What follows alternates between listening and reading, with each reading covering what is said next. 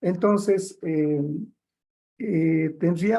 yo le haría, como les dije, el escrito en estos tres párrafos. Entonces, los que quieran, pues, mejorar su nota, pues, que lo pueden hacer, diríamos, este, una cosa parecida a esta, ¿no? O sea, ustedes aquí ya entra a su libre imaginación. O sea, lo que quiero es que ustedes se vayan formando como creadores de textos, creadores de la ciencia, y entonces, eh, entonces comenzaríamos pues explicando con el párrafo que les dije sobre la historia del universo, desde cuándo comenzó, cómo se fueron formando las galaxias, los soles, las lunas, los planetas, etcétera. Entonces un párrafo aquí explicando sobre esto que en Occidente lo han llamado el Big Bang y todo, ¿no? Y ahí poniendo la imagen de una galaxia que les había dicho pues que sería, esta imagen podría ser, ¿no? El segundo párrafo, pues lo haría es explicando que en las ciencias nuestras, en nuestros conocimientos, también tenemos ya estos conocimientos y por eso hemos representado con un signo. Nosotros que estudiamos la semiótica, pues entonces vemos que las culturas antiguas, todas en el mundo entero, han representado, tomando de aquí, ¿no? Ustedes ven ahí tiene un churo, entonces tomando de allí, pues lo han representado aquí.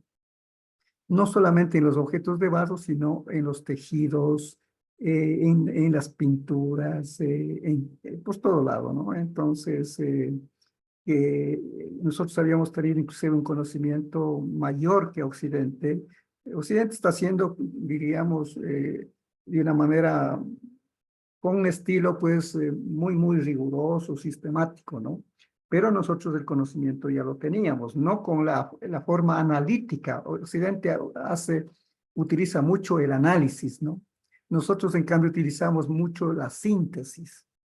O sea, utilizamos más la parte concreta, Occidente utiliza más la abstracción, ¿ya? Entonces, eso lo podemos comentar en el segundo párrafo y poner pues eso como ilustración, ¿no? Una vasija con churro o lo que será.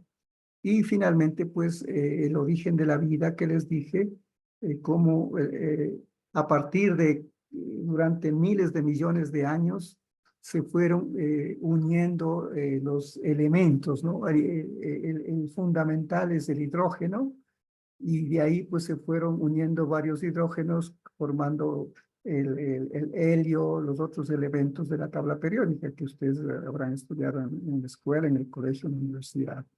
Entonces, y recién aparecería más o menos hace unos 5.000 millones de años el Sol nuestro.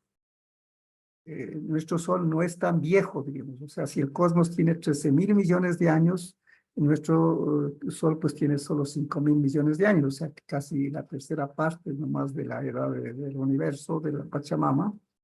Y entonces, ya con el Sol, pues la Tierra se fue abrigando y conformándose, y entonces comenzaron hace unos 4.500 millones de años, por eso el dibujo este que les estaba mostrando, este dibujo eh, que les estaba mostrando aquí, pues le pone como que hace 4.500 millones de años comenzaron ya a conformarse las primeras células, ¿no? Unas células muy sencillas, y luego pues estas células fueron desarrollándose y comenzó pues ya a conformarse estos organismos ya de varias células, ¿no?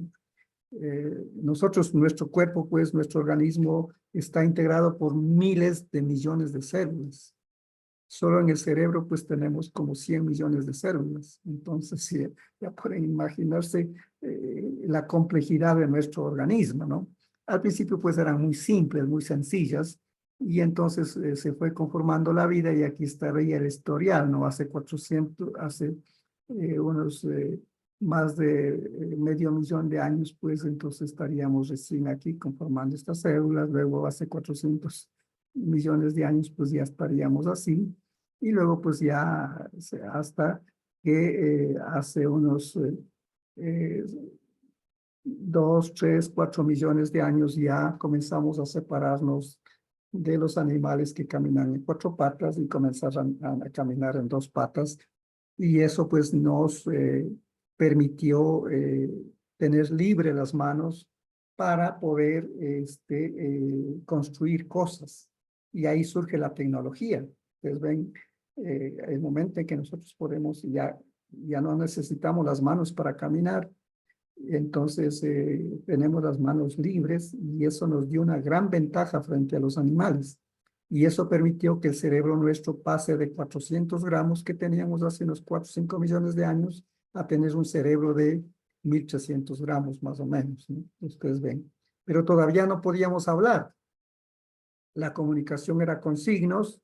Algunos ruidos hemos de haber hecho, como los animales. Ustedes ven que los animales pues hacen unos 10, 15 ruidos. Cada animal, pues el gato miau, ronronea, ron, o sea, hacen eh, marau, o sea, entonces, pues hacen algunos sonidos, ¿no? Los perros igualmente, bau, bau, au, o sea, entonces, esa es la única manera que tienen ellos de, digamos, comunicar con sonidos. O sea, ellos se comunican de otra manera, que son el olfato. Ustedes ven que los perros como delimitan sus espacios con sus orinas, entonces ahí pues ellos tienen otra manera de comunicar su territorio, de delimitar su territorio, etcétera, ¿no? Otros signos, ¿no? Entonces, y recién hace 100.000 años más o menos, ya andando en 2 patas, pues nuestro aparato fonatorio se formó, como tenemos ahora, y pudimos producir las lenguas que tenemos ahora. Y tenemos esa maravilla de que con unos 20, 30 sonidos, pues podemos construir miles de discursos, de textos, etcétera, ¿no? Cuando hace 50.000 años inventamos la escritura con pinturas y después hace unos 15.000 años, pues 12, 15.000 años inventamos la agricultura y ahí nos salvamos de desaparecer, porque la agricultura es uno de los inventos más grandes de la humanidad. O sea, la humanidad ha tenido grandes inventos, o sea, un invento, si ustedes quieren, sería el caminar en 2 patas. Otro invento, el comunicarnos con signos todavía no verbales. Otro invento de las lenguas. Otro invento, la escritura, pero al principio con pinturas nomás, no con letras, sino con pinturas. Y esas escrituras quedan todavía en las culturas china, japonesa, quedan todavía esas escrituras, ¿no? Nosotros también, cuando dibujamos, ahorita mismo tenemos un dibujo, este también es una escritura. Entonces, hace 15.000 años, pues hubiéramos desaparecido si es por unas luchas internas y por escasez, por hambrunas, porque la gente seguía aumentando y entonces ya no habría habido dónde cazar, dónde pescar, dónde recoger los frutos y entonces nos hubiéramos desaparecido. Y entonces ahí surge la gran invención de la agricultura que habrán demorado asimismo cientos de años, miles de años en ir domesticando algunas plantas, cogiendo del monte y comenzar a cuidar, a poner agua, a poner abono.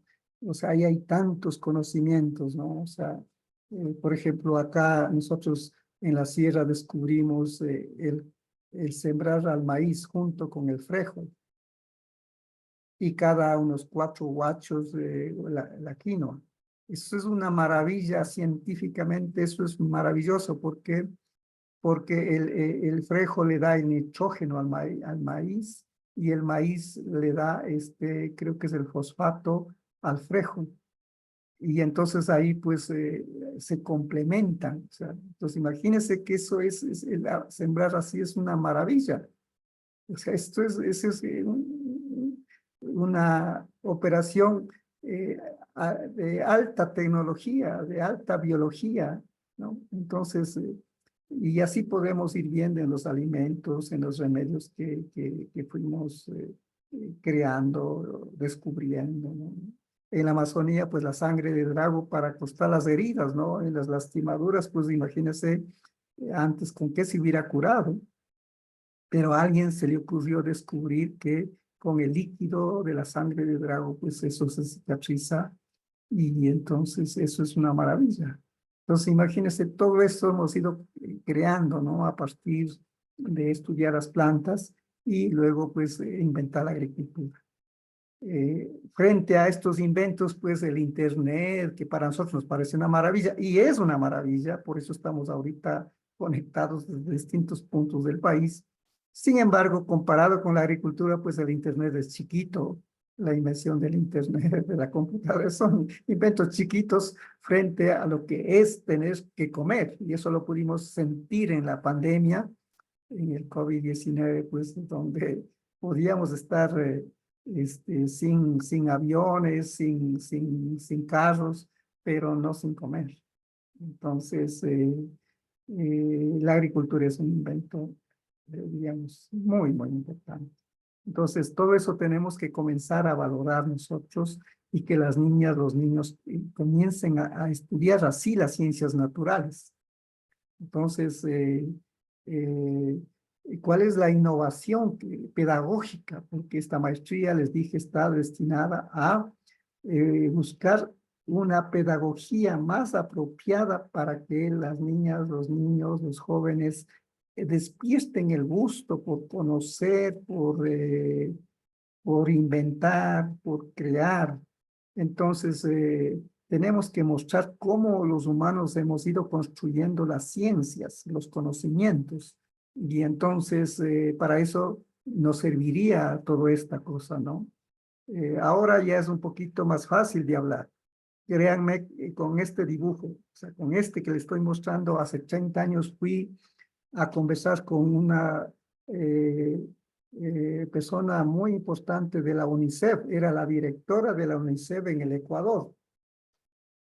No era del Ecuador, ella era extranjera, y cuando le mostré eso, se escandalizó porque dijo, no, ¿cómo vamos a explicar que venimos del mono, que no sé qué? O sea, ahora ya es más fácil hablar de esto, pero antes eso era, y a mí me sorprendió eso, porque yo decía, ¿cómo una persona que es representante de un organismo internacional que se supone que diríamos debería ser una persona con mucho conocimiento, con mucha formación académica, siga pensando, escandalizándose de esta teoría, de esto que les estoy mostrando a ustedes? O sea, y les digo, me fui con esta lámina. Así que salí decepcionado de allí. Pero bueno, así es. Ahora ya nadie se va a escandalizar por eso, pero todavía hay muchas cosas que explicar, ¿no? Pero como les dije, esta no es una teoría perfecta, no es la verdad. La verdad, pues lo seguimos buscando, pero hasta ahora es la única teoría que es más, diríamos, coherente, que tiene argumentos, que tiene, digamos, que está basado en la experiencia, que está basado en estudios sistemáticos y eso, ¿no? Y entonces, eso sería lo que yo hubiera hecho como el deber de la primera tarea. Si es que sobre esto hay alguna pregunta, lo que sea, porque yo les dije que si es que alguien quiere mejorar, pues tener una mejor nota, yo le voy a pedir que, digamos, haga algo así como esto que acabo de mostrarles, ilustrando poniendo imágenes como las que les estoy mostrando. No hay problema que cojan inclusive algunas de estas mismas imágenes.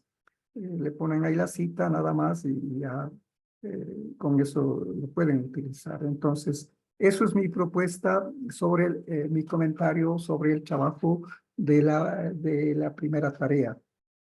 Si es que sobre esto hay algún comentario, alguna pregunta, entonces estamos aquí para atender. Buenas noches, doctor. Sí, adelante, Pedro. Una pregunta, mi doctor. Sobre de tarea, y ahorita está explicando de dos teorías, o sea, de teoría evolucionista. Y si hacemos la tarea en creación, o teoría creacionista, ¿eso será respetado o solamente vamos a hacer evolucionista? Eh, pueden inclusive comparar comparar. No hay problema en eso. Y es Ya. más, yo creo que se podría inclusive hacer un cuarto párrafo explicando lo que dice, diríamos, que en realidad no es teoría eso, ¿no? Eso es una creencia nada más que se produjo hace unos 5.000 años. Entonces, eso no es muy antiguo además, ¿no? Entonces, pero sí sería bueno, porque los estudiantes tienen que saber, o sea, no, nuestro afán no es tratar de convencerles y que sigan tal como nosotros estamos explicando, no, porque ya, como les había dicho, los grandes científicos en todo el mundo, también en nuestras culturas, más bien son humildes porque mientras más conocen, más se dan cuenta que hay tanto por conocer que lo que uno sabe es una gota, ¿no? Entonces, se puede hacer eso, así que más bien le agradezco por la idea y podríamos hacer un cuarto párrafo, mostrar pues que hace unos 5.000 años en distintos lugares comenzaron a pensar o sea, surgió la idea de Dios, de que debía haber alguien que ha creado todo esta cosa, ¿no? Pero hay que explicarles que esas creencias pues no son historia.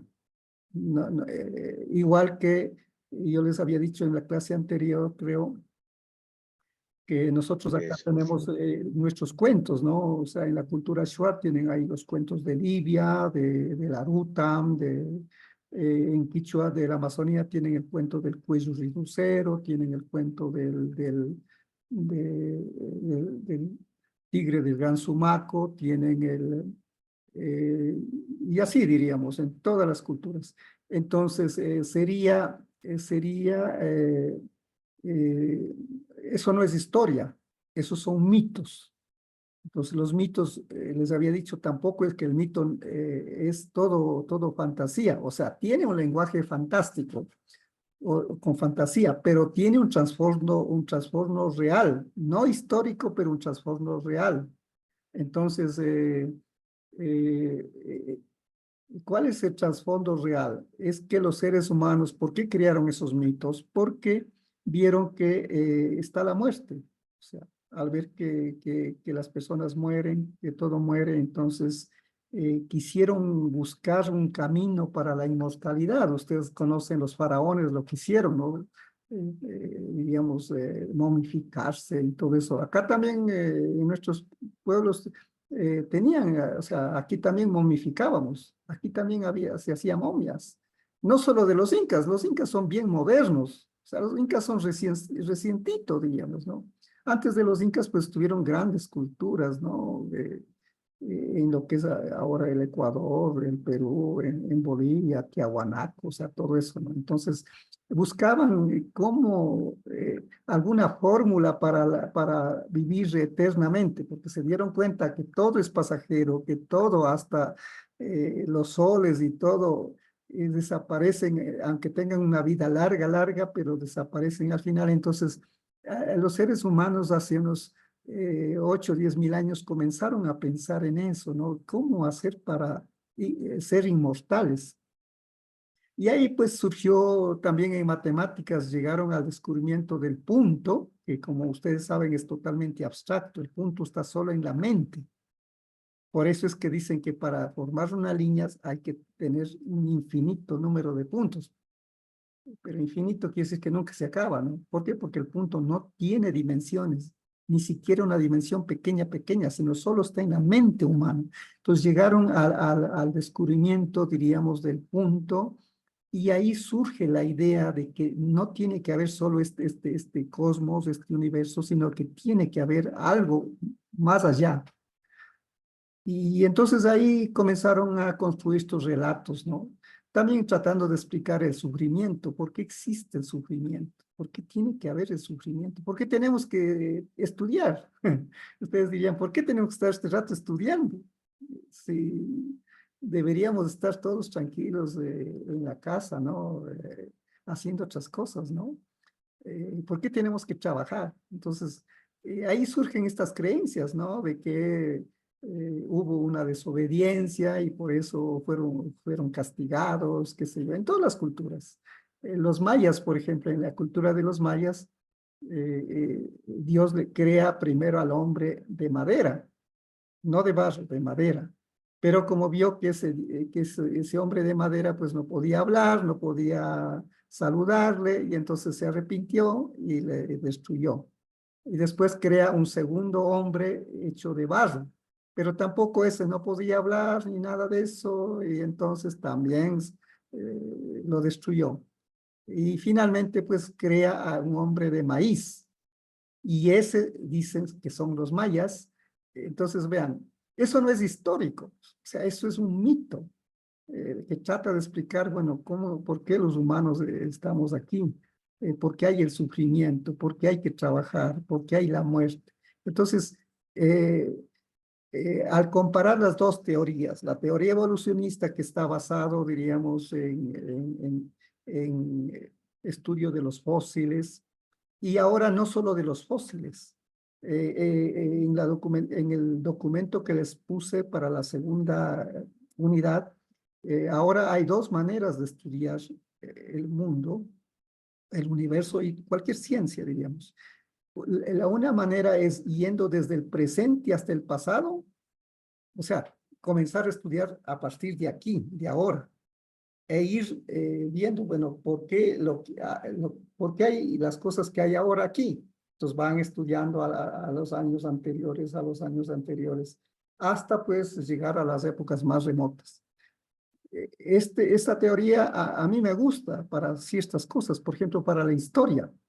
Yo pensaría, por ejemplo, los que van a hacer los textos de historia para el bachillerato, podrían pensar así, comenzar estudiando primero las nacionalidades de los pueblos actuales y luego ver cómo estuvieron estas nacionalidades, estos pueblos en el siglo XX, y luego cómo estuvieron en el siglo XIX, y cómo estuvieron en la colonia, y cómo estuvieron antes de la invasión europea.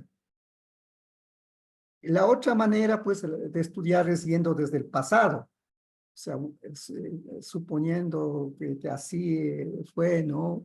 El Big Bang, o suponiendo que así, diríamos, fueron la vida de los prehispánicos. O sea, cuando yo estudiaba en la escuela, a mí me comenzaron a estudiar historias desde el pasado. En cuarto grado me enseñaron de los preincas, ¿no? De los caras, de los huancavilcas, acá de los quitus, de los caras, de los cañaris, de los puruás, y que después vino los incas, y después ya en quinto grado era la colonia, y en sexto grado era la república.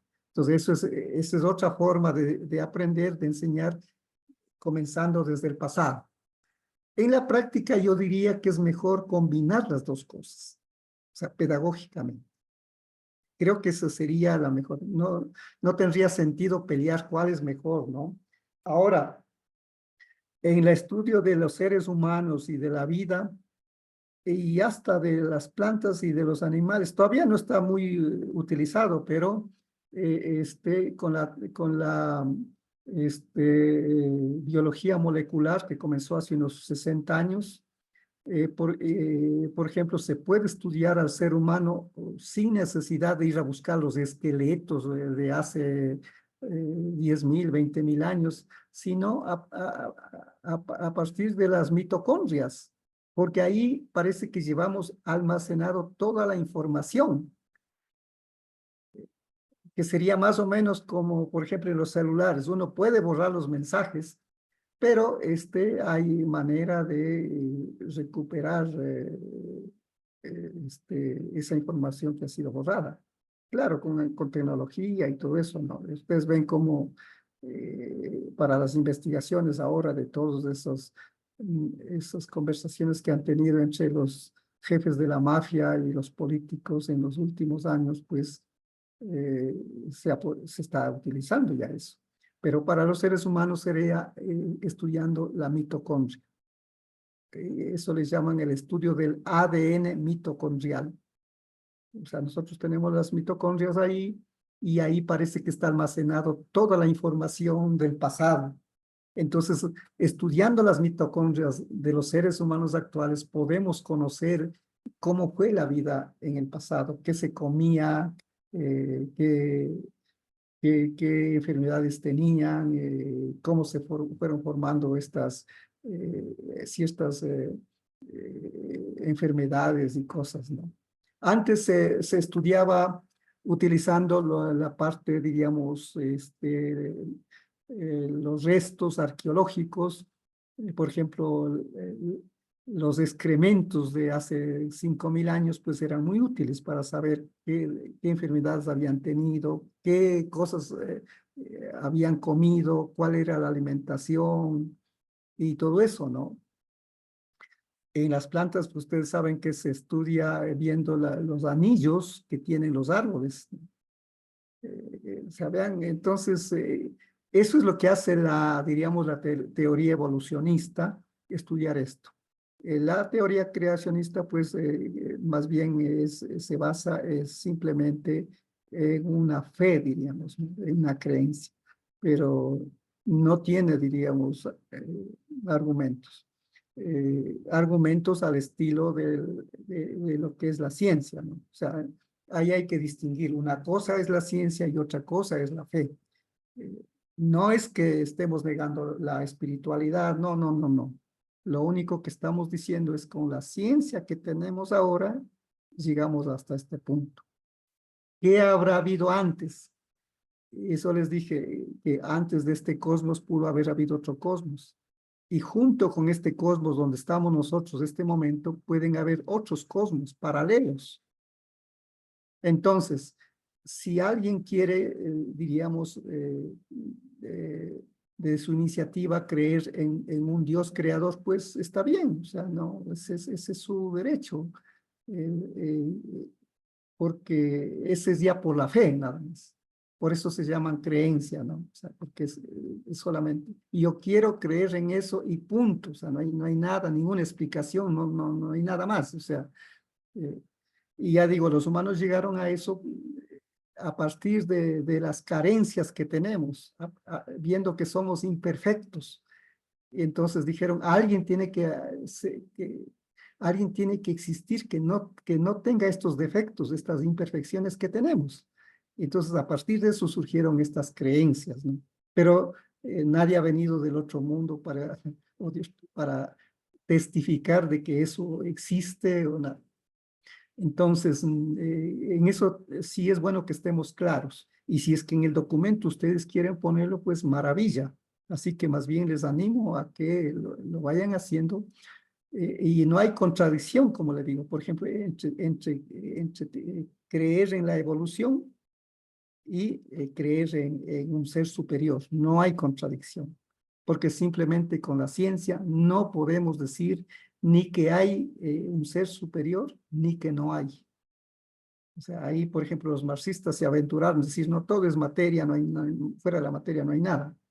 Pero no hay tampoco ese argumento, no es válido, porque yo les había dicho que los ojos humanos, por ejemplo, solo podemos ver una partecita de la realidad. Solo lo que está dentro del rango de los colores, ¿no? Desde el color morado, el color azul, el color verde, el color amarillo, naranja y el rojo.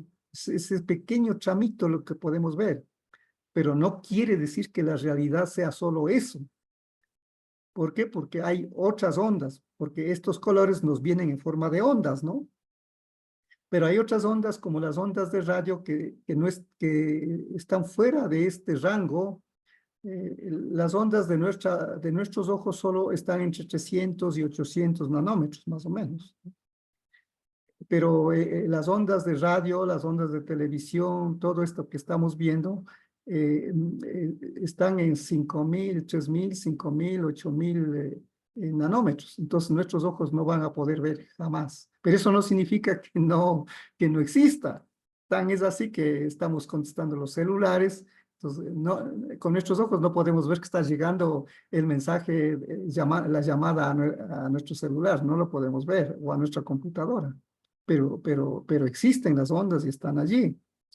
¿Cómo lo sabemos? Por los efectos, ¿no? Entonces, eso es lo que les podría decir. Así que me parece muy interesante que ustedes vayan pensando a propósito de esto que acabo de decir. Así que no piensen ya los científicos en la actualidad, ya ningún científico tiene la verdad. No hay. La verdad estamos buscando y seguramente nos iremos de este mundo con apenas con algún conocimiento que es una gota frente al océano de los posibles conocimientos que puedan existir, ¿no? Y eso es muy importante que ustedes tengan, así que le agradezco por este comentario, por esta pregunta. Así que lo único que no queremos es que haya el fanatismo. Eso sí, ¿qué es el fanatismo? El querer, el pensar que mi creencia es la verdadera y que por lo tanto yo tengo que ir a convencer a los demás, muna y manamuna, quiera o no quiera, ir a las casas a decir, vean, yo tengo el conocimiento verdadero, mi Dios es el verdadero, el tuyo no, mi creencia es la que vale, el tuyo, la tuya no. Eso es lo que hay que evitar. Y ahí, por ejemplo, grandes matemáticos dicen que el estudio de la matemática ayuda a que los seres humanos no seamos fanáticos, porque la matemática como trata de buscar ciertas precisiones, entonces hace que ya seamos, como quien dice, digamos, no digamos incrédulos, pero digamos, o sea, que no aceptemos nomás cualquier cosa. Y esto también vale para la política. ¿Por qué? Porque ya sabemos que los humanos tenemos imperfecciones. Ya sabemos que los humanos psicológicamente nos aferramos, o sea, si es que no tenemos el poder, vamos a estar busca y busca el poder, ¿no? Y si es que ya tenemos el poder, entonces aferrarse al poder y no querer soltar que nadie más suba al poder. Eso ya está probado, entonces por eso es que en democracia lo ideal es que no haya reelección, para no fomentar estos caudillos.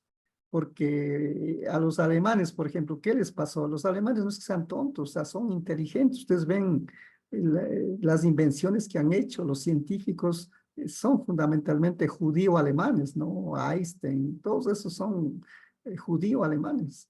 Y sin embargo, ¿cómo Hitler les pudo convencer con su discurso, ¿no? Hitler es una persona que no tenía mayor formación, no pudo entrar a la universidad. Él intentó entrar a la universidad y no pudo. Algunos dicen hubiera sido bueno que le reciben a alguna universidad. Ahí seguramente Hitler no hubiera hecho tanto daño que hizo, ¿no? O sea, entonces, pero ¿cómo? Y Hitler, ¿con qué les convenció? Con dos ofertas. La una era de carácter más demagógico, que era decir, no vamos a pagar a los franceses, porque Alemania, como perdió la Primera Guerra Mundial, tenía que pagar a los franceses cada año una cierta cantidad de dinero en compensación por los daños que hicieron en la Primera Guerra Mundial. Entonces Hitler dijo, no, aquí la soberanía, nuestra soberanía, ¿qué haciendo? Vamos a pagar a estos franceses. Entonces, claro, la gente se emocionó, pues dijo, no, aquí sí, sigamos a pues no. Y el otro era algo muy concreto, era a cada familia le vamos a dar un Volkswagen. ¿Qué es el Volkswagen? Es el auto, el carro, que en castellano le pronuncian mal y le dicen Volkswagen. En alemán se dice Volks, que significa pueblo, de ahí viene la palabra folclórico. Y Wagen, que significa carro. Traducido al español sería carro popular. Imagínense por 1930, que en ese tiempo que no había todavía muchos carros, Hitler ofreció y cumplió además eso. Y con esas dos cosas, para que vean cómo hay que cuidarse de los políticos que hacen algún regalo, alguna cosa, algún puente, alguna carretera, y entonces con eso ya estamos embobados y decimos, no, pues esta es la maravilla, hay que estar religiendo y religiendo y religiendo. Entonces, si ya sabemos que los seres humanos somos así, tenemos que preparar a las futuras generaciones para que traten de ser más pensantes, más analíticos. Y en esta última consulta popular me pareció muy interesante que el pueblo no siguió, porque había dos discursos. El uno vota sí, el otro vota no. Eso era puro fanatismo. Y la gente, pues, más bien, o sea, por su instinto, dijo, no, en estas preguntas votaré sí, en estas otras votaré no. Ya, que de ahí se equivoque, qué sé yo, pero ya no es seguir fanáticamente a ese discurso de todo o nada, que ese es el discurso propio de los populistas, de los caudillistas, de los opresores, de los dominadores. Entonces, eh, eso es lo que hay que evitar. O sea, si es que cada persona, pues, por ejemplo, un maometano dice, no, pues para mí el Corán es pues, una maravilla. Y bueno, el Corán tiene sus cosas, ¿no? Ahí que el paraíso para los varones es que haya 5 vírgenes, que a las mujeres hay que azotarles, que hay que apedrearles, qué sé yo, o sea, ustedes ven que les llevan cubierta toda la cara, todo, o sea, hacen eso, pero también el Corán dice que hay que ser compasivo, generoso, o sea, entonces lo único que habría que pedirle al maometano es que viva esa práctica, esas cosas buenas que dice el Corán, porque el Corán es una mezcla como cualquier libro, pues, hecho por humanos, tiene cosas interesantes, pero también tiene barbaridades.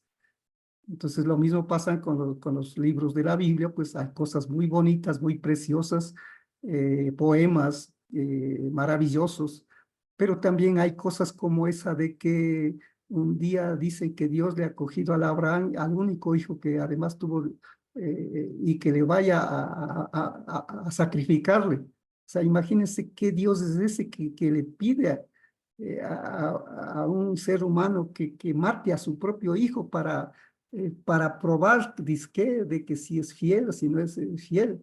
O sea, eso no tiene ningún sentido. O sea, ese Dios, ese no es un Dios bueno. Pero entonces hay partes de la Biblia que son una maravilla, pero hay partes que no. Entonces, tenemos que tener ahora un criterio. Entonces, si es que un cristiano pues coge la Biblia y practica lo mejor que dice, por ejemplo, que hay que respetar a los otros, como el hijo pródigo, que hay que perdonar a los demás, o sea, si practica eso, no se trata de que diga, sino que practique eso. Es lo mismo que también les digo a los marxistas. Les digo a los marxistas, vean, al único que veo de los políticos marxistas es al presidente Mujica. Ustedes le ven él, en su carrito viejo, en su campo, trabajando. Ya. Era senador, él renunció, o sea, no quiso el poder. Es el único, pero toditos los demás que dicen que son de marxistas, lo que están es buscando la visa de Estados Unidos, están buscando, o sea, son unos arribistas, ¿no? O sea, buscan el poder, ¿no? Y, si, y utilizan a los pueblos indígenas, utilizan. Entonces, esa gente, pues, ¿cómo podemos nosotros decir que eso está bien? Los de derecha, pues, igualmente utilizaban la religión para oprimir a la gente, ¿no? Entonces, para mí, por ejemplo, los de derecha son colonialistas y los de izquierda, que no son como Mujica, ya les digo, hay muy poquitos que practican, pero el resto todos son neocoloniales, neocolonialistas. Así de sencillo es la cosa. Entonces, eso es lo que tenemos que analizar. Entonces, si bien este curso es de ciencias naturales, pero nos ayuda no solamente para hacer ciencias de la vida, estudiar los animales, las plantas, la cosa de la física, los astros, los movimientos, la energía, sino que ustedes ven que las ciencias naturales permiten articular todas las demás ciencias, porque en el MOSEIB dice que vamos a hacer ciencia integrada, pero ¿cómo vamos a hacer ciencia integrada? Tenemos que buscar algo que integre, y las ciencias que permiten integrar a las demás ciencias son las ciencias naturales. ¿Por qué? Porque todos somos partes de la naturaleza y entonces es la que permite integrar. Y si todas las ciencias han nacido de la naturaleza, pues de estudiar la naturaleza, entonces es muy fácil, ¿no? La matemática, vean, contando con los dedos de la mano. Entonces es una maravilla, pues, ¿no? O sea, así se formaron los sistemas de numeración. las artes, o sea, por ejemplo, la música surgió pues de escuchar el canto de las aves, de los pájaros, o sea, entonces vean cómo las artes, las artesanías han surgido del estudio de la naturaleza. Así que alguien más quisiera comentar, alguien más quisiera decir sobre esto, pues con gusto yo les escucho.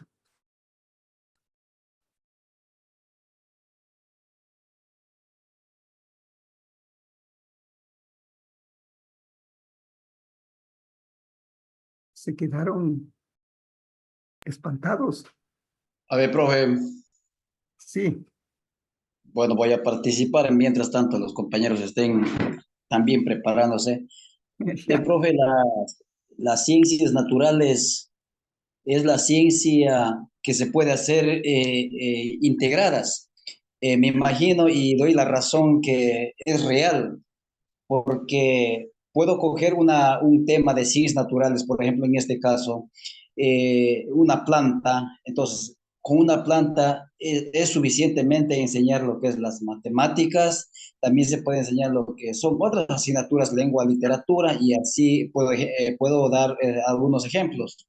Ujú, Entonces es importante conocer que las ciencias naturales es la matriz, diría, de otras ciencias para ujú. integrar, de acuerdo al MOSEP, que se trabaja en ciencias integradas, mejor. Bien. Por otro lado, profe, también es muy importante hablando de los cosmos, perdón, de la ciencia evolucionista. Usted estaba explicando y yo estaba escuchando detalladamente y me doy en cuenta que es verdad. Profundizar la ciencia, conocer a la ciencia desde un punto de vista, desde el conocimiento de cada persona y peor más desde el conocimiento ancestral. Por ejemplo, la ciencia evolucionista. Por ejemplo, ahorita la ciencia está estudiando y continuará estudiando, todavía no, como usted menciona, todavía no encontramos la verdad ni la realidad. Por ejemplo, en el estudio de las plantas, el estudio de los animales, continúan estudiándose. Pues está, por ejemplo, ahorita el ADN y seguirá la ciencia avanzando, avanzando. Pero es una comparación muy personal. En cambio, la ciencia creacionista se estancó. Llegó hasta que las plantas, por ejemplo, de las plantas, creó algún dios, quedó hasta allí. Es la parte de la creación de algún dios. Ya llegó hasta allí las plantas. En cambio, la ciencia evolucionista continúa investigando, continúa. Entonces, me doy cuenta que la ciencia evolucionista está dando resultados y continuará dando resultados, mientras que la ciencia creacionista se estancó, en todas las ciencias se estancó, llegó hasta allí y se acabó y lo mismo de siempre se seguirá y siguen repitiéndose que la creación y bueno, puedo mencionar más. Entonces eso, profe, mi comentario desde ya es muy importante, desde mi punto de vista, ¿verdad? Analizar, darlos en cuenta, porque de pronto a veces es muy importante también el estudio para nosotros también darnos en cuenta, analizar bastante, por ejemplo, por otro lado, en la cuestión de la política, como usted menciona también. Entonces, imagínense, yo me doy cuenta que con estas clases que estamos recibiendo de cada asignatura, está despejando bastante vendas. Yo, como siempre he dicho, bastante vendas que como persona o como profesional que hemos sido estancados por algunas ciencias de repetición. Entonces, es importante, profe, que sí, sí, verdaderamente la ciencia continúa y seguirá continuando. Y últimamente yo decía, hablaba con uno de las compañeras en mi institución. eh, por ejemplo, también hay otro análisis que tengo en uno de los textos del Ministerio de Educación. Hace unos 3 años estaba revisando un libro de ciencia, de lenguaje, lengua y literatura, en donde dentro de sus páginas hablaba, y eso tengo hasta el día de hoy, tengo ahí guardado en mi aula, en donde que en ese texto, yo por eso pensaba que dije que el Ministerio de Educación se olvidó de borrar de ese texto o de ese libro. en donde que mencionaba que bueno, no me he de equivocar, que el cristianismo en aquellos tiempos, cuando hubo la invasión de los españoles a América Latina, entonces, ¿qué hacían? En esa historia menciona que la religión, diría así en este caso, la religión, en honor a los 12 apóstoles, dice en ese texto, en honor a los 12 apóstoles, mataban a los niños, a las mujeres embarazadas, a los varones descuartizaban, lo botaban contra la peña, otros en la laguna, lo quemaban. Mira, imagínense, eso era como reverencia a los 12 apóstoles que, bueno, dice la Biblia. Entonces eso también, profe, bastante me ha hecho pensar leyendo algunos textos y es muy importante leer y analizar y seguir estudiando, profe. Mi criterio. Muchas gracias, profe. Gracias. Y usted ha señalado, ¿no?, que las ciencias naturales permiten articular, diríamos, integrar otros conocimientos. Y efectivamente ustedes, por ejemplo, tienen ahí el ubí, la chonta, ¿no? Y tienen la fiesta de la chonta. Y en torno a la fiesta de la chonta, pues se puede hacer es un ciclo, diríamos, ¿no? Y las plantas también todas tienen su ciclo vital. O sea, en esta segunda unidad, pues estamos hablando de los ciclos, ¿no? O sea, como estrategia hemos utilizado los ciclos para no coger aisladamente temas de las ciencias naturales, sino ver que como que la naturaleza está organizada en ciertos ciclos, y entonces eso nos permite articular las ciencias, las demás ciencias. Por ejemplo, cuando se va a sembrar, entonces uno puede contar el número de plantas, pues estamos haciendo matemáticas, se puede estudiar los suelos, los tipos de suelos que hay, se puede estudiar, diríamos, el agua que necesitan las plantas para crecer, se puede estudiar la energía solar que reciben, cómo transforma la energía solar o cómo capturan las plantas la energía solar para, diríamos, hacer madurar, diríamos. O sea, porque en el fondo todo es energía y entonces las plantas pues tienen ese poder maravilloso de romper el dióxido de carbono, el CO2. Le separan al dióxido de carbono y entonces cogen el carbono, está mezclado con el oxígeno, que es veneno, y le separan. Y al carbono le mezclan con el agua, o sea, las plantas hacen este trabajo con el agua, el carbón con el agua y con la luz que reciben del sol, se transforma en alimento. Ese es el alimento. Si ustedes cogen la fórmula del alimento, pues es eso, ¿no? Yo no sé si lo voy a tener aquí a mano una lámina de eso, que es una ecuación. Y ahí podemos aprender ecuaciones, vean, con eso, ¿no? A partir de estudiar cualquiera de las plantas, en este caso, pues la chonta, que podemos utilizar, digamos, estudiar sobre los alimentos, que se puede hacer la chicha, que se puede, diríamos, comer también, o sea, hacer diferentes platos con con la chonta, ¿no? Entonces, y la chonta pues tiene un ciclo de vida durante ciertas épocas del año que produce, ¿no? Y lo curioso que me pareció es que la chonta dicen que no madura en todas las regiones amazónicas por igual. Y por eso entiendo que la fiesta de la chonta en Morona, Santiago, hacen en un mes y en otro mes hacen, digamos, en el Napo, por ejemplo, ¿no? Entonces, eso, por ejemplo, es muy interesante, diríamos, poder ir conociendo, digamos, cogiendo, ¿no? Y a partir de sembrar en el terreno, pues podemos medir el contorno del terreno y ya estaríamos sacando el perímetro del terreno. Y después, cuando ya estudiamos las multiplicaciones, podemos ir sacando los metros cuadrados que tiene el terreno. Entonces, estamos estudiando la geometría. Y cuando estudiemos la potenciación, podemos estudiar las medidas de volumen. Entonces, miren cómo vamos articulando. O sea, junto con la suma, estudiaríamos el perímetro de las figuras, de las cosas. Junto con la multiplicación, estudiaríamos las medidas de superficie. Y junto con la potenciación, estudiaríamos las medidas de volumen. Pues vean cómo se puede ir integrando, y en eso, pues, Pascual nos ha ilustrado No, entonces, ¿alguien más quisiera comentar algo así?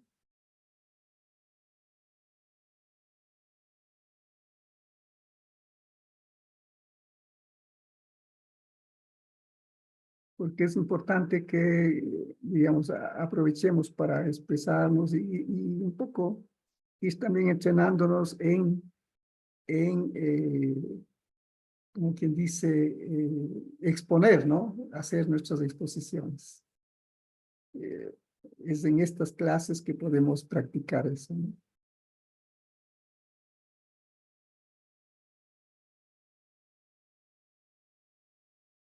¿Alguien más que quisiera decir algo? Yo, profe, Sí, adelante. sí, verá, yo creo que más que todo en las instituciones como para docentes necesitamos implementar laboratorios de ciencias naturales porque las ciencias naturales pues es experimentación, ¿no? Ajá. Entonces, ¿cómo nosotros podemos salir al espacio, ¿no? Y experimentar con plantas, pero las escuelitas que están en los centros urbanos, por ejemplo, no hay espacio, no hay a donde pueda salir con los niños y decir, o sea, tocar, ver, palpar, no, la naturaleza, por ejemplo. Eh, por ejemplo, los niños les gustaría salir al río, o sea, todo eso yo creo que sí deberíamos como docentes también buscar una estrategia de enseñanza. ¿Qué hacemos en los lugares limitados, por ejemplo, para enseñar a nuestros niños adentrarnos a ese mundo de la naturaleza? Entonces eso quería acotar, profe, porque sí es un poquito complicado, al menos en las ciudades, estar con los niños eh, en ese sentido de enseñar al 100% las ciencias naturales, profe.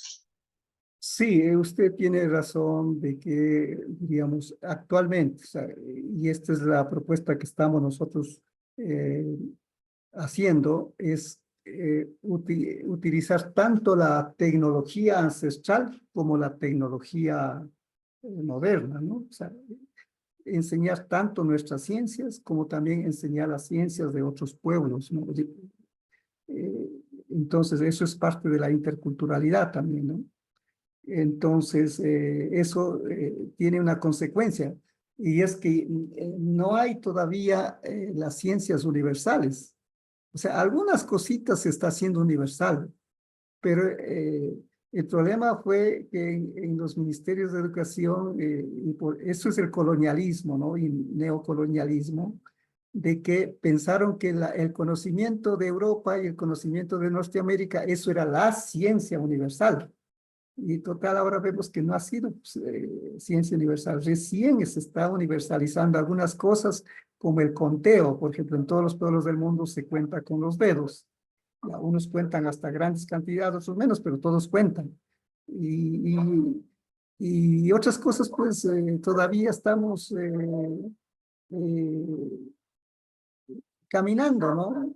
Y yo les había dicho que cuando hacemos una casa, tenemos todavía, deberíamos todo utilizar el metro, porque el metro supuestamente ya es la unidad universal y desde hace 200 años establecieron el metro, pero todavía vamos a la ferretería a comprar tubos de 2 pulgadas, de 3 pulgadas. La pulgada no es, no es la medida universal. Entonces, deberíamos ir a comprar en metros cúbicos, esas cosas, ¿no? Entonces, eso es muy importante. Este, ahora, sin embargo, podemos, o sea, no de manera demagógica, sino de manera real, considerar que la naturaleza, el campo, la selva, el páramo, son los primeros laboratorios para poder experimentar, para poder estudiar muchas cosas. Para estudiar otras cosas, efectivamente ya se necesita laboratorios, y yo mismo hice una tesis de posgrado hace muchos años con la sangre de drago. ¿Cuál fue mi hipótesis? Mi hipótesis fue que cogiendo las hojas de la sangre de drago del árbol, ¿no? Al mediodía, en un día de sol, podía yo sacar el mismo líquido que se saca cortando el tronco del árbol. O sea, actualmente la tecnología que utilizan es cortar, machetear al árbol y sacar el líquido. Pero yo demostré en laboratorio. O sea, ya no, ahí ya hizo falta el laboratorio. Fui a recolectar las hojas, iba cada mes por la cuestión de las lunas y todo eso a traer hojas para poder hacer el experimento y en varios meses, porque los experimentos tienen que ser rigurosos. Y tenía que traer, pues, no las hojas mojadas, porque si hubieran en el camino, si hubieran contaminado, hubiera podido crecer moho y toda esa cosa, entonces había que secarles, pero no en el sol, sino bajo sombra, antes de traerlas, y no podía traer en fundas de plástico, sino en cáñamos, o sea, con el extremo cuidado. Entonces, no les cuento todo eso, pero simplemente les quiero indicar que al final demostré que se podía sacar el mismo líquido de las hojas, pero cogiendo durante el día, no la noche, durante el día. Y esto, ¿por qué pude hacer esto? Por la sabiduría ancestral de unos chicos de estudiantes del Instituto Pedagógico de Canelos, que yo fui simplemente a traer las muestras de sangre de drago para probar si es que servía para matar si estos hongos y estas bacterias. Ese era, como quien dice, para probar una materia. Pero ahí ellos, en un aguacero terrible, a las 7 de la mañana dijeron, tenemos que ir al monte porque así lleva lo que sea, tenemos que coger este rato la sangre de drago del tronco, porque si vamos más después ya no va a estar la sangre en el tronco. Entonces ahí se me abrió pues el cerebro y dije, bueno, pero ¿y qué pasa ahí? ¿Por qué es que ya, si vamos más de día ya no va a haber en el tronco? ¿Qué pasa? Entonces me dijeron, no, si es que vamos más de día, la sangre sube a las hojas. Y entonces ahí ya vino la hipótesis, ¿no? Hipótesis significa, tesis es una afirmación, hipo es una pequeña, ¿no? Hipo, una pequeña, como un supuesto. Dije, supongo que entonces si cojo las hojas al mediodía que están en pleno sol, si cojo las hojas voy a sacar el líquido, pero en laboratorio. Y lo hice. Nadie creía, ni mis profesores, ni mi director de tesis, nadie creía. Me dejaron hacer porque dijeron, bueno, que experimente para que se dé cuenta que del disparate que está diciendo, ¿no? Entonces, esto les cuento para que vean el conocimiento ancestral. O sea, los chicos, pues seguramente por el conocimiento de sus padres tenían este saber de que durante el día no se puede sacar la sangre de drago directamente del tronco. Y si es que hay, pues va a ser muy poquito. Entonces, ahí está. Y bueno, aquí encontré, tengo la fórmula. Esto es la ecuación. Debería haber puesto aquí en lugar de la flecha un igual para que sea ecuación. Pues hagamos la cuenta que aquí es un platillo de la balanza y aquí está otro platillo de la balanza. Para que sea ecuación, para que yo pueda poner el signo igual, pues quiere decir que a ambos lados tiene que haber la misma cantidad. En este caso son pues son átomos, ¿no? O sea, la misma cantidad de átomos y de los mismos elementos tiene que haber a este lado izquierdo y al lado derecho. Los probemos. Pues aquí tenemos 6 moléculas de dióxido de carbono, que es un veneno. Esto es un veneno. Entonces, ¿cuántos carbonos hay? Entonces sería de multiplicar 6 por 2, ¿no? Porque oxígenos hay 2. Entonces 6 por 2 tiene que haber 12 oxígenos acá a la derecha, ¿no? Ya. Y tiene que haber, a la derecha tiene que haber 6 carbonos. Aquí dice 6 y carbonos, entonces acá también tiene que haber 6 carbonos. Y si vamos a la derecha, pues comprobamos. A la derecha, pues está el carbono mezclado con el agua, ¿no? Entonces, a la derecha, pues tenemos 6 carbonos. Ahora, lo mismo tiene que ser con los oxígenos. Aquí tengo dos átomos de oxígeno, por eso está la O con el 2, y como son 6, entonces sería 12 oxígenos.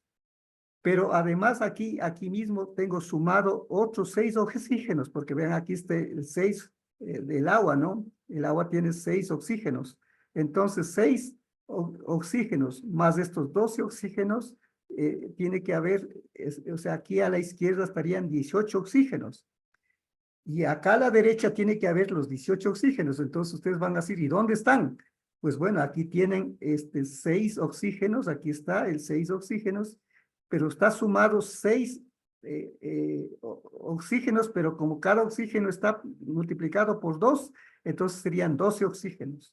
12 oxígenos más 6 oxígenos, 18 oxígenos. Entonces ustedes ven que a la izquierda hay 18 oxígenos y a la derecha también hay 18 oxígenos, pero no están en la misma combinación. O sea, aquí están combinados los oxígenos con el carbono y esto es un veneno. Acá, en cambio, están los oxígenos combinados con el carbono, pero con el agua. Y entonces aquí ya no hay veneno. Esto es la comida. Y además, acá hay estos otros 6 oxígenos, que esos son oxígenos para respirar, porque ustedes ven que respiramos oxígeno.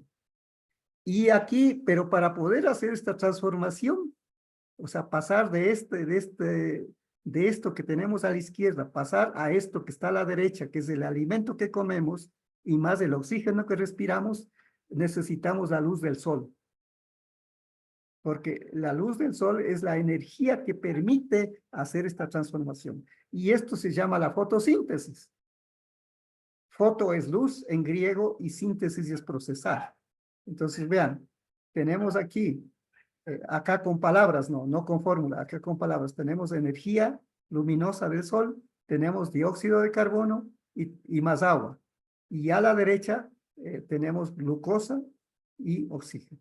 La glucosa es parte de la alimentación. Así que ahí está. Esto, por ejemplo, nuestros antepasados ya sabían y por eso hacían las fiestas al sol. O sea, no es que porque consideraban que el sol era Dios ni cosa por el estilo, eso se inventaron ya después. Bueno, antes de la invasión española también ya los incas ya vinieron con ese cuento, ¿no? Pero era porque querían tener poder, ¿no? Decir que somos los hijos del sol y toda esa cosa. Pero sobre todo los españoles cuando vienen, pues manipulan eso y dicen, no, pues nosotros venimos con la religión verdadera y vamos a estos ignorantes a enseñarles, como decía el compañero Pascual, ¿no? Entonces, eso es lo que pasó. Pero en realidad los antepasados nuestros no es que adoraban al sol ni nada de eso, sino hacían la fiesta, el gusto, porque sabían que sin el sol no era posible hacer este proceso. Si no había el sol, no era posible que tengamos alimento, porque nada hubiera madurado. Y es más, todo estuviera congelado, requete congelado, entonces, ¿qué vida podría haber? Ni nosotros no podríamos haber. Entonces, era justo pues hacer la fiesta al sol, ¿no? O sea, entonces, y en todo el mundo lo han hecho, los romanos también hacían la fiesta, el sol invictus. Y la Navidad, pues lo que hicieron es cambiar el sol invictus por el nacimiento de Jesús. El sol invictus quería decir el sol naciente, digamos, el sol que había vencido en diciembre, pues que se iba alejando para, según la mentalidad de ellos, pues el sol se quedaba congelado, entonces pensaban que el sol iba a desaparecer y cuando el 24, 25 de diciembre el sol ya volvía nuevamente, entonces por eso le llamaban sol invictus, porque había vencido a la muerte, diríamos. Eso. Y entonces, pues, durante 300 años los papas quisieron quitarles esa fiesta, siendo fiesta pagana. Entonces, no lo lograron, y entonces lo que hicieron más bien en el año 343, el Papa Ligorio, que se llama, dijo, no, mejor pongamos que Jesús ha nacido el 24 de diciembre, asunto arreglado. Entonces ya los europeos pues ya no van a celebrar al sol ni al árbol, sino va a ser el nacimiento de Jesús. Porque Jesús no sabe en qué fecha nació, o sea, se estima que de acuerdo a los cálculos de los mismos textos de la Biblia y a los cálculos astronómicos, pues habría nacido en mayo por allí, que es donde los pastores estaban, diríamos, con las ovejas en los campos. En Navidad pues, está todo congelado, ¿qué pastores podía haber ni qué ovejas podía haber en el campo? O sea, eso era imposible. Entonces, ahí lo acomodaron, ¿no? Y acá hicieron con todos los demás, pues, por ejemplo, en septiembre que era la fiesta de la tierra, por eso la Mama Negra en algunos lugares como la Tacunga, pues le pusieron la Virgen de las Mercedes y ya está. En junio, pues pusieron San Pedro y ya está arreglado. Entonces, así lo acomodaron, digamos, ¿no? Eso no lo veo, diríamos, mal, pero tenemos que saber que no es natural, que es algo artificial que lo hicieron, porque ellos estaban convencidos de que tenían el Dios verdadero. Y no conocían, pues, que acá sí estudiábamos la astronomía, que sí estudiábamos los astros y que por eso hacíamos las fiestas. Entonces, ahí tienen. Entonces, vean, ahora, ¿cómo enseñar esto? Pedagógicamente a los niños chiquitos, pues les contaremos a partir de las fiestas. O sea, ahí vamos a hablar de los solsticios y equinoccios. Les podemos mostrar con dibujitos, con dramatización, cómo la Tierra da la vuelta alrededor del Sol y la Tierra va moviéndose también, bailando, y va mostrando cara al Sol, en otros casos no. Entonces, ahí, por eso es que se producen los solsticios y equinoccios. Y entonces a ellos pues simplemente se les contaría así. Pero a los que ya son digamos, de los últimos años de básica, a los que son de bachillerato y a los universitarios, pues les contaremos con esta fórmula, pues, ¿no? Que ahí lo tienen ustedes. Ahí está matemáticamente, ¿no? ¿Algún comentario? ¿Alguien más que quisiera expresarse?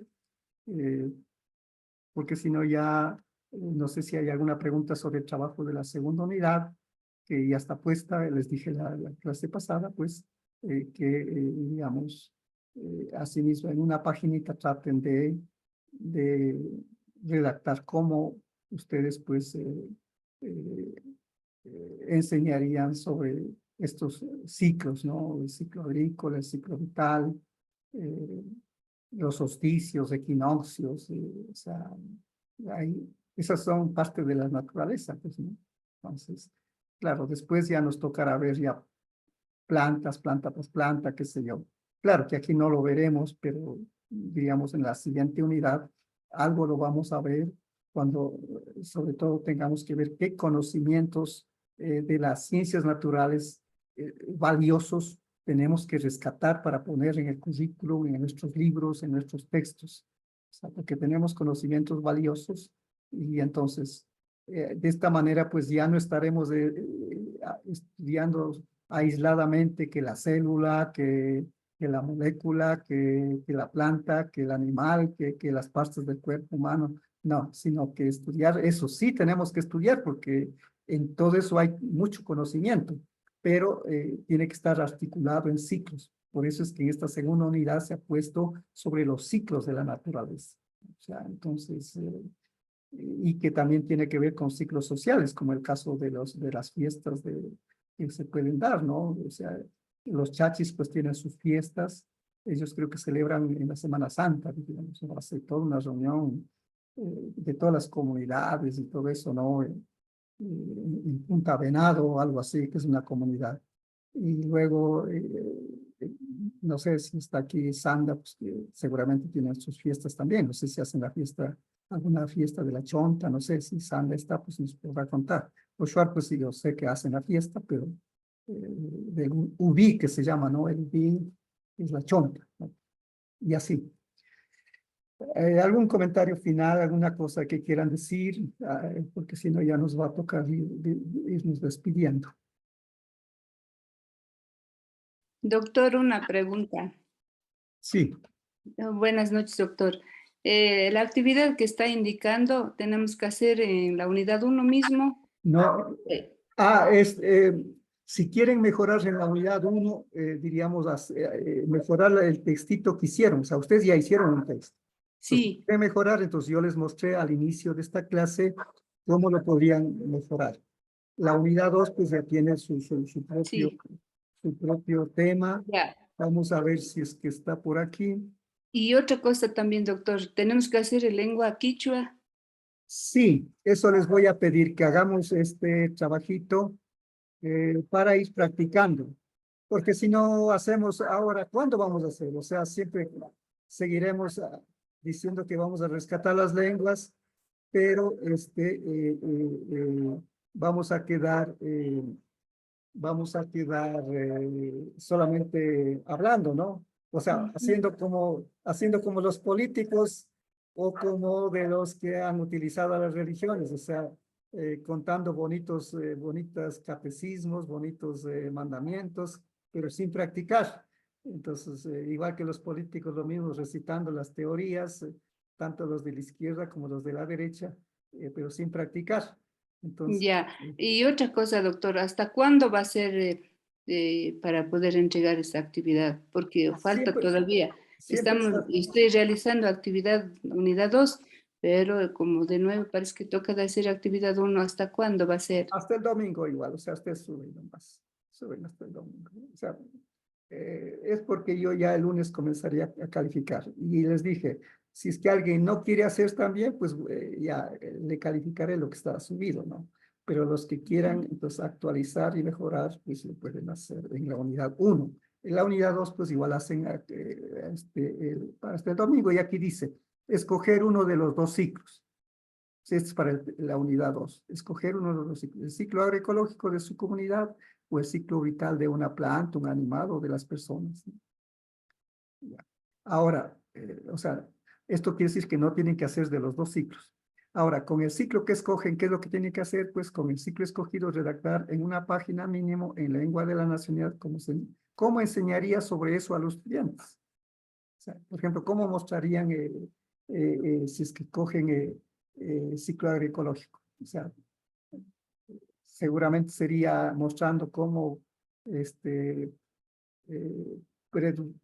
preparamos el suelo para sembrar, sembramos, cuidamos las plantas, como ya hay la época del florecimiento, la, este, los primeros frutos, la cosecha, cómo, qué hacemos con la post cosecha, guardamos los alimentos, etcétera, ¿no? Entonces, podría ser así sencillito.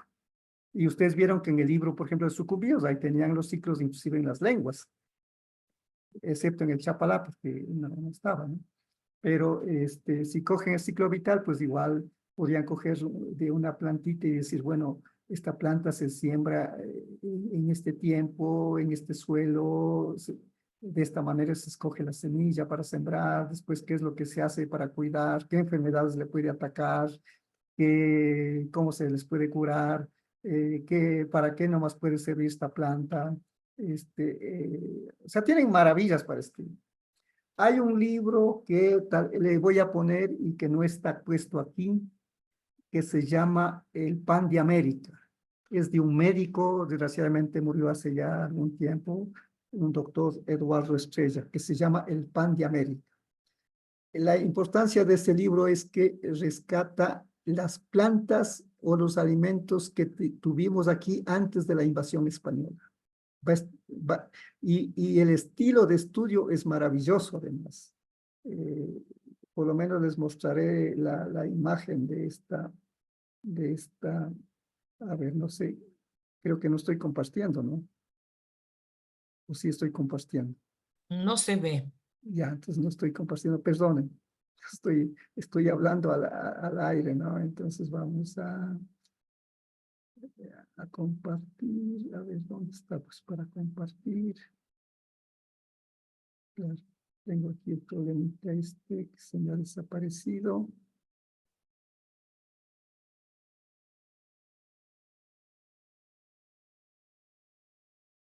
A ver.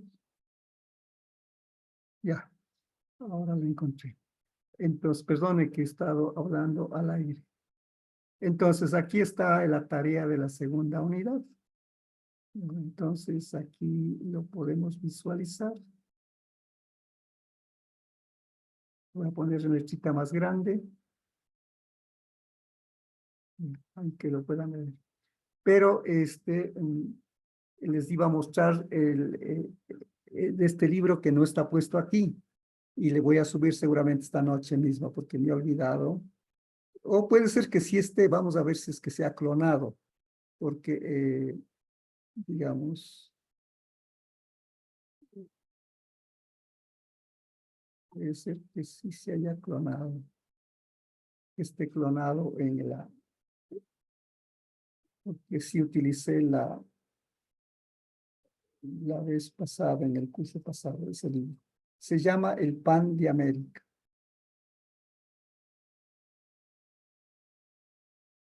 Es un libro de difícil acceso, pero es una maravilla, sobre todo también por el estilo de investigación que hizo este médico. Primero que era médico, o sea, no era simplemente un antropólogo, algún aficionado, no, era médico.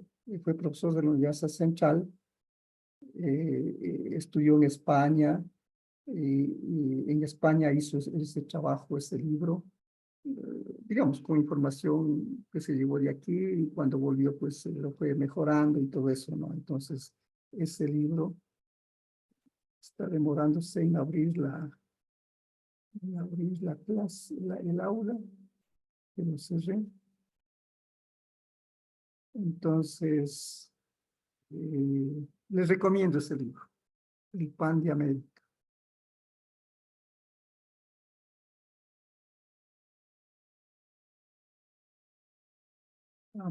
Vamos a ver si es que he puesto en materiales adicionales. Sí, aquí está el libro, ¿ven? Aquí está, y aquí están muchos libros, verán. A ver, sí, sí, aquí están. Y están otros libros de la sabiduría de la cultura shuar, de la sabiduría de la cultura guaraní y de la cultura quichua. Ya tienen aquí varios libros, ¿no? O sea, vamos a abrirle este libro del Pan de América.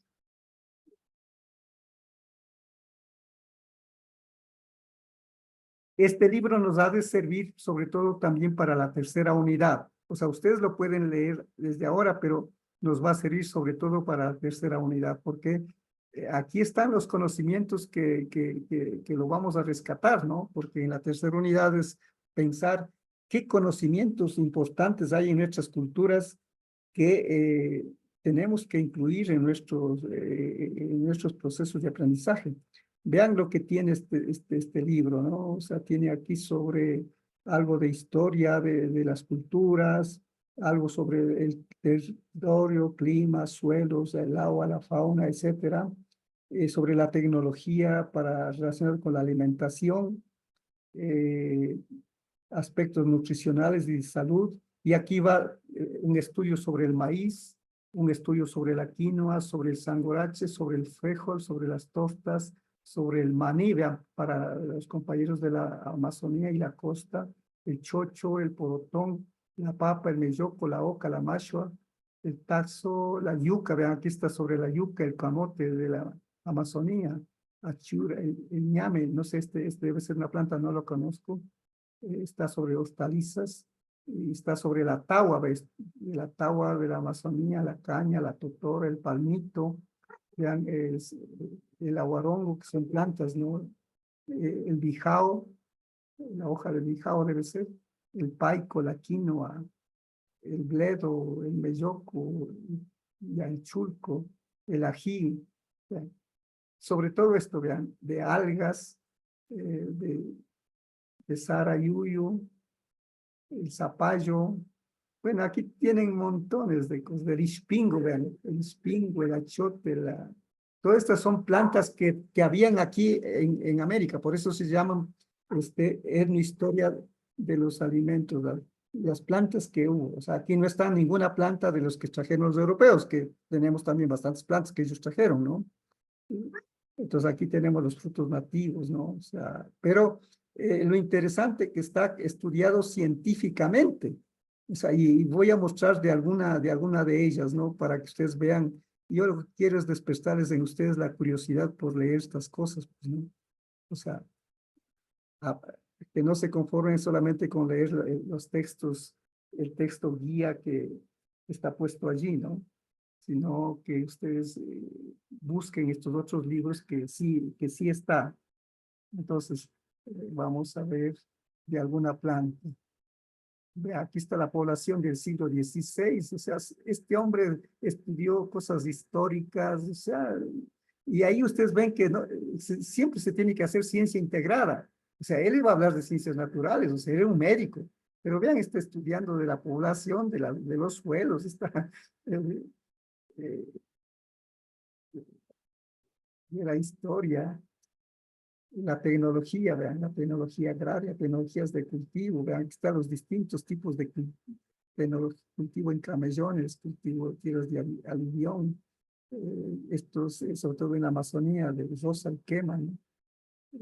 Técnicas de fertilización, cultivos asociados, herramientas agrícolas, conservación de alimentos, las técnicas para conservar los alimentos, que es poner la sal y hacer solear, es cocer y asolear ya cocidos, cocción y remojado, cocinar, remojar y nuevamente poner en el sol.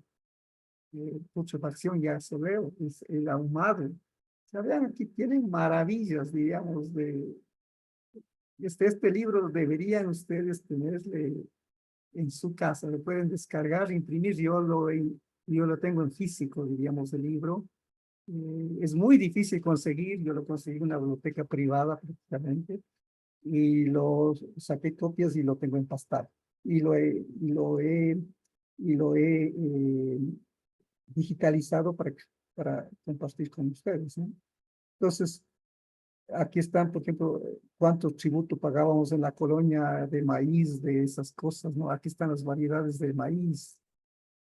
Entonces, los distintos tipos de maíz que hay, ¿no? Las características, los nombres de los maíces. En los nombres quizás él va a tener alguna dificultad. Por ejemplo, aquí le pone a la chicha, ¿no? Que dice en quichua era azúa, está escrito con Z, ¿no? Pero es porque él ha tomado de algún libro, o sea, que por ejemplo en la lengua de los quillacingas, en la lengua carangui les llamaban de esta manera, ¿no?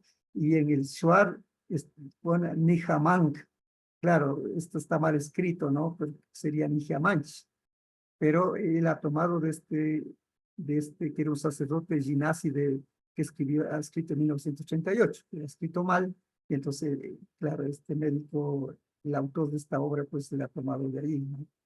Entonces, hay cositas, pero para que ustedes vean el estilo de investigación. Pues ahora vean, aquí están los componentes que tiene el maíz. O sea, y le compara, vean, el huevo tiene esto, la arginina, la espedina, estos son los componentes ya que tiene el maíz, ¿no? La leucina, la metionina, la fenilalanina, todo esto, ¿no? La valina. Esto tiene el huevo y esto tiene el maíz. Entonces, en algunas cosas el huevo tiene un poquito más que el maíz, ¿no? Pero de todas maneras el maíz no se queda atrás, ¿no? O sea, tiene bastante, ¿no? No es mucha la diferencia. Este tiene 6.6, este tiene 4.2. Esto estará pues en miligramos, qué sé yo, hay que estudiar. Entonces, vean, aquí tiene unos cuadros que hay que leerlos ya, diríamos, tendrían que ustedes, yo les recomendaría descargar y imprimir el libro y empastarlo, porque no van a encontrar, el autor está muerto ya, y entonces no he visto que alguien que se haya interesado en reproducir este libro. Vean de la quinoa, vean qué componentes nomás tienen. La quinoa tiene la lisina, la isoleucina, la leucina, la fenilalanina, la metionina, la treonina, el trifóntamo y la valina. Y este es el componente, vean. Y aquí ustedes van a ver el valor de la quinoa. ¿Por qué el alimento? Aquí ya científicamente está demostrado que la quinoa es uno de los grandes alimentos, ¿no? Por eso es que los astronautas de la NASA ya escogieron para ir a sembrar en el espacio. Mientras nosotros estamos aquí sin saber qué hacer, vean, ya los otros están ya listos, ¿no? Ya escogieron la quinoa para ir a sembrar en cualquier planeta donde vayan ellos, pues, ¿no? Vean y comparen aquí. Ha comparado con la cebada, con el maíz, con la avena, con el arroz, con el trigo. Y vean, la quinoa, ¿cuánto de lisina tiene? 0.91. ¿Cuánto tiene la cebada? Apenas 0.28. ¿Cuánto tiene la maíz? Apenas 0.32. ¿Cuánto tiene la avena? Apenas 0.51. ¿Cuánto tiene el arroz? Apenas 0.22. ¿Y cuánto tiene el trigo? 0.48. Vean, a todita les gana la quino. La isoleucina, ¿cuánto tiene la quino? Vean, 0.89. La cebada, 0.53. El maíz amarillo, 0.61. La avena, 0.76. El arroz, 0.35. El trigo, 0.69. Entonces, ustedes aquí van viendo también el valor de estos alimentos, ¿no? La avena, pues, sí tiene bastante, ¿no? El trigo también, ¿no? El arroz tiene muy poco, ¿no? Por eso es que el arroz, o sea, sirve para comer todo eso, pero no tiene mucho, o sea, muchos elementos alimenticios propiamente dicho, ¿no? Y aquí está, vean de todos. Entonces, vean, esto está hecho, o sea, ahora, lo ideal sería que haya científicos indígenas, científicos shuar, científicos chachis, científicos de la nacionalidad ahí, que hagan algo mejor que esto. O sea, y esto lo van a necesitar hacer en laboratorio, obviamente. Ya. Entonces, con esto, pues, les dejo ya con una inquietud más. Ahí tienen el libro, ya está subido. O sea, ni siquiera tengo el trabajo de subir. Bien. ¿En qué unidad está el texto, doctor? Ustedes vieron que estaba en el sitio, yo siempre creo en mis En materiales en estaba. creo. materiales adicionales, ¿no? O sea, Oye, ya. en materiales adicionales. O sea, está después de la evaluación. O sea, pero Gracias. para que ustedes mismos vean, Gracias, doctor. aquí está. O sea, ustedes ven, aquí está el ABAC, aquí están las 4 unidades, está el examen y evaluación, y aquí está. Aquí dice materiales complementarios, y ahí está. Bien, entonces con esto nos despedimos. Gracias, doctor. Muchas gracias, doctor. Muchísimas gracias, doctor. Bendiciones.